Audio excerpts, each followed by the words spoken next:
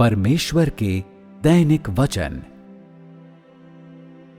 क्या कई लोग इसलिए परमेश्वर का विरोध नहीं करते हैं और पवित्र आत्मा के कार्य में बाधा नहीं डालते हैं क्योंकि वे परमेश्वर के विभिन्न और विविधतापूर्ण कार्यों को नहीं जानते हैं, और इसके अलावा क्योंकि वे केवल चुटकी भर ज्ञान और सिद्धांत से संपन्न होते हैं जिसके भीतर वे पवित्र आत्मा के कार्य को मापते हैं।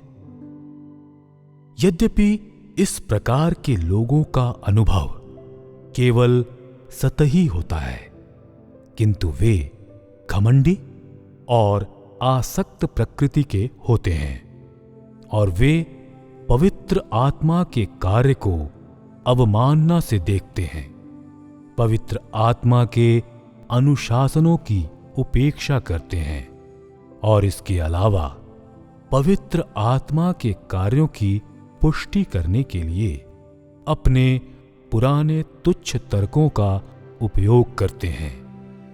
वे एक नाटक भी करते हैं और अपनी स्वयं की शिक्षा और पांडित्य पर पूरी तरह से आश्वस्त होते हैं, और यह कि वे संसार भर में यात्रा करने में सक्षम होते हैं।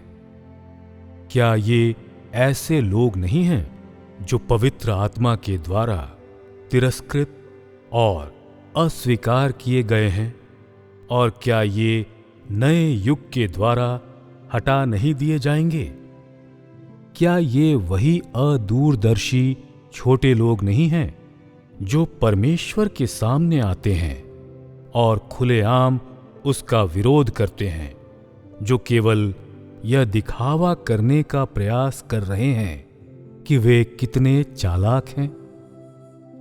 बाइबल के अल्प ज्ञान के साथ वे संसार के शैक्षणिक समुदाय में पैर पसारने की कोशिश करते हैं, लोगों को सिखाने के लिए केवल सतही सिद्धांतों के साथ वे पवित्र आत्मा के कार्य को पलटने का प्रयत्न करते हैं और इसे अपने ही स्वयं के विचारों की प्रक्रिया के चारों ओर घुमाते रहने का प्रयास करते हैं और अदूरदर्शी की तरह हैं।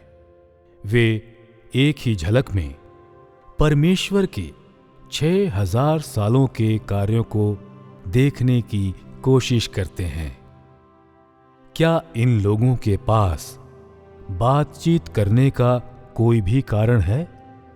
वास्तव में परमेश्वर के बारे में लोगों को जितना अधिक ज्ञान होता है, उतना ही धीमा वे उसके कार्य का आकलन करने में होते हैं।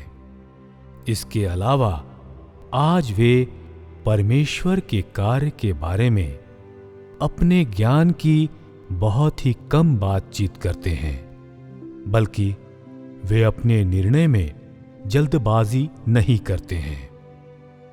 लोग परमेश्वर के बारे में जितना कम जानते हैं, उतना ही अधिक वे घमंडी और अति आत्मविश्वासी होते हैं और उतना ही अधिक बेहूदगी से परमेश्वर के अस्तित्व की घोषणा करते हैं। फिर भी वे केवल सिद्धांत की बात ही करते हैं और कोई भी वास्तविक प्रमाण प्रस्तुत नहीं करते हैं। इस प्रकार के लोगों का कोई मूल्य नहीं होता है। जो पवित्र आत्मा के कार्य को एक खेल की तरह देखते हैं, वे ओछे होते हैं। जो लोग पवित्र आत्मा के नए कार्य का सामना करते समय सचेत नहीं होते हैं, जो अपना मुंह चलाते रहते हैं, वे आलोचनात्मक होते हैं।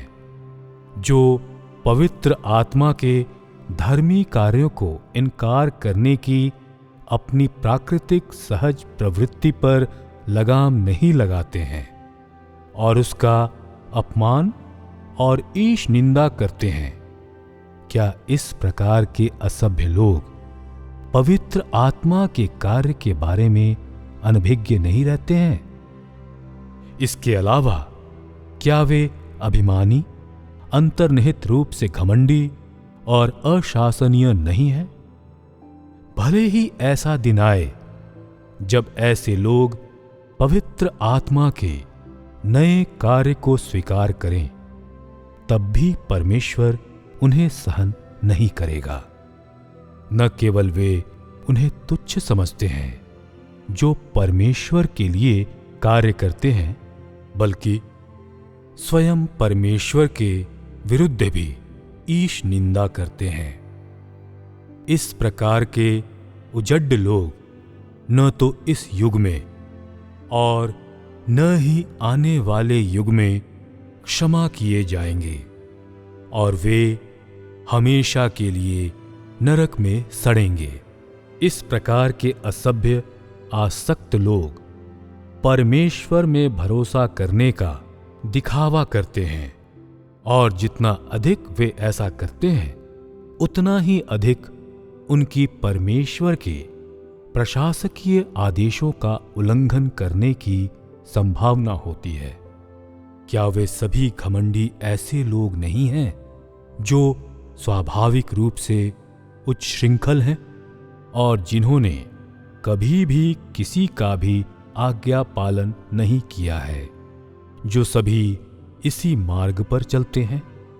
क्या वे दिन प्रतिदिन परमेश्वर का विरोध नहीं करते हैं? वह जो हमेशा नया रहता है और कभी पुराना नहीं पड़ता है।